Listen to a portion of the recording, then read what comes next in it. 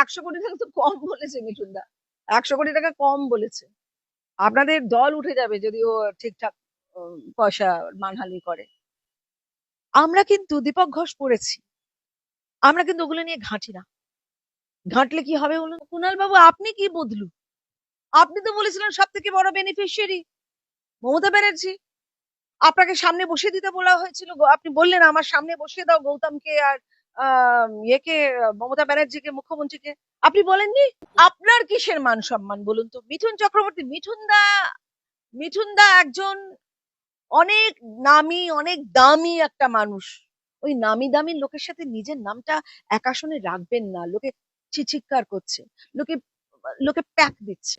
আর মারধর, আপনারা বিধানসভায় মারধর করছেন, এরপর ইলেকশনটা 26-এ, তখন কি হবে? আপনারা তো বাড়ি বাড়ি ঢুকে মারধর করবেন। হ্যাঁ, আর তখন আমরা চুপ করে থাকবো? ওরা ডিসিপ্লিন আছে তাই ওরা চুপ করেছিল। আমাদেরও লোকজন আছে।